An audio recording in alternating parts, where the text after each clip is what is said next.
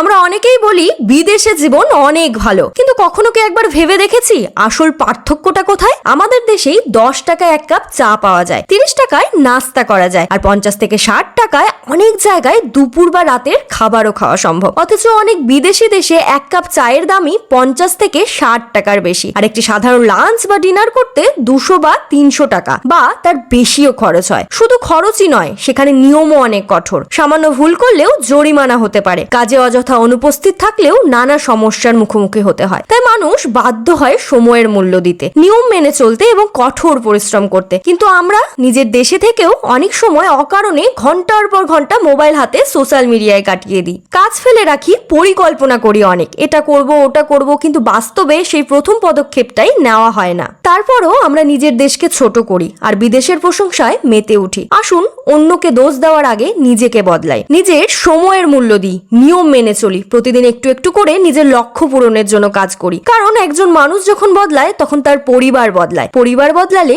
সমাজ বদলায়, আর সমাজ বদলালেই দেশ এগিয়ে যায়। মনে রাখবেন, দেশের উন্নতি শুরু হয় নিজের উন্নতি দিয়ে। আজকের পরিশ্রমই আগামী দিনে আপনাকে মাথা উঁচু করে বলতে সাহস দেবে, আমার দেশই আমার গর্ব, আমি গর্বিত, আমি বাঙালি, আমি গর্বিত, আমি ভারতীয়। নিজের দেশকে ভালোবাসুন, নিজের সময়ের মূল্য দিন, আর নিজের স্বপ্নকে বাস্তবে রূপ দিন। অনেক অজানা তথ্য আমাদের অজানাই থেকে যায়, তাই নতুন নতুন তথ্য জানতে এখনই লাইক, ফলো, সাবস্ক্রাইব করে পাশে থাকুন। ধন্যবাদ সকলকে।